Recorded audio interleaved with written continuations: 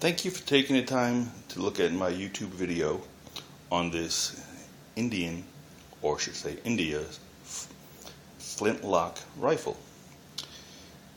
This rifle is basically a parts gun made from all different eras of British surplus parts.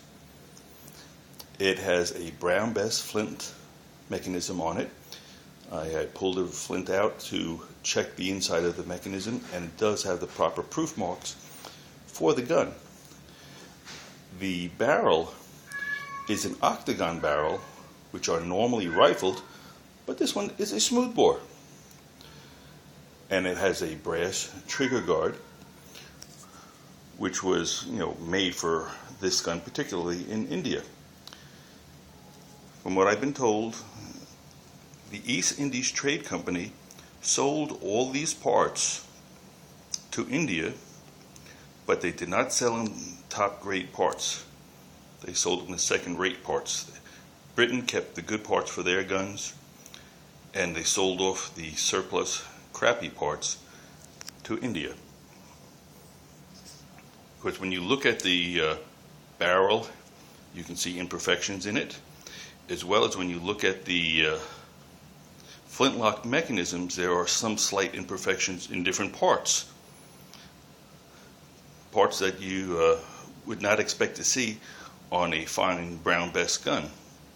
This gun has lots of mechanical issues, but the flint mechanism does work, and those parts all appear to be original inside and out, with the exception of the stone. The barrel bands that you see, which there are 5 of them, are more than needed for this gun to work properly. I do not know the caliber of the gun, I am sorry, but it is a smoothbore and there is no rifling. And when I tried to clean the barrel, there is so much pitting and corrosion inside that it cannot be cleaned properly. It was like cleaning Mount Rushmore and the Grand Canyon all at once. Now let me zoom in here a little bit and show you some close-up details of this gun. You can see it has an interesting back end to the gun, and actually even has a leather boot that was put on back in the 1800s. It has a brass trigger guard that is fitted to the gun. That was probably made in India. And this is a brown Bess flintlock mechanism. Like I said, I pulled it and checked the proof marks on the inside, and it is correct. Do not know why they have a little chain and a little cushion there holding it, but there are all original parts. You can see that it has your typical wear from where the person would hold it. It has not been artificially aged in any way. I've been told by the one expert that this part here that we are looking at, which is the swivel that's attached to the gun, is made out of some type of bone material that is definitely foreign.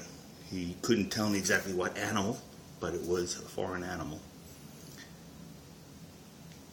And even when you pull out the ramrod, which I will do in a second, you can see so many imperfections in the ramrod that it is weird to say that it is not even smooth. It's got little hammer marks all over it. It's the proper length, but I'm not sure if you can see it well in the picture, but it is definitely, it's functionable, but very primitive.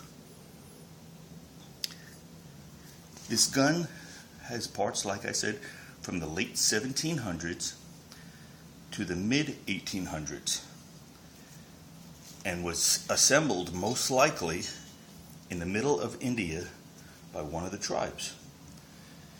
The amount of barrel bands on this gun is supposed to signify the ranking of the person who owned it in his tribe. He was one of the upper elders, I guess you would call it.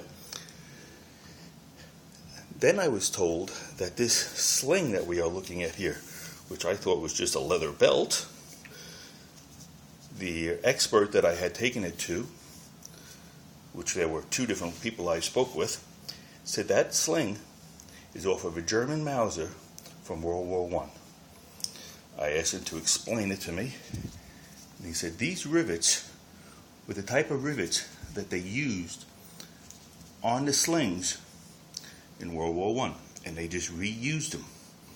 And this is typically from that type of a sling. I did not doubt him because I did not know for sure myself, but it sounds plausible.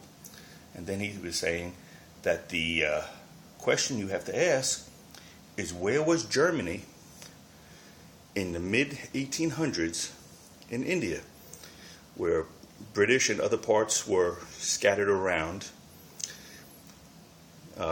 the outside French, Spanish, British. The interior of the country was basically empty. So he said Germany was occupying parts of the interior. And so, of course, they brought the German Mausers over there with them, which were their superior weapons in comparison to the flintlocks that they were firing. So they said they probably taken it off of a German soldier's rifle and put it on their flintlock. Let me turn this over so you can look at the other side. The leather boot appears to be in very good condition, or tassels, whatever you would like to call it. I don't know what it means. But the gun is also decorated with these little brass highlights on the back. Maybe it's made for support, maybe it's made for cosmetics, I don't know. If you know, leave a message and tell me. Also, there is the arm that you would see on the typical brown Bess guns that locks the flintlock receiver, I guess you'd call it, into place. The gun has lots of normal wear and tear for its age. It's a very unique old gun, the strangest that I've ever had my honor of owning. And if anyone knows anything more about this than I do, please email me and tell me about it. Thanks again for looking, and I hope I helped anyone out that had questions about a weapon like this. And if you know something, tell me. Have a good day.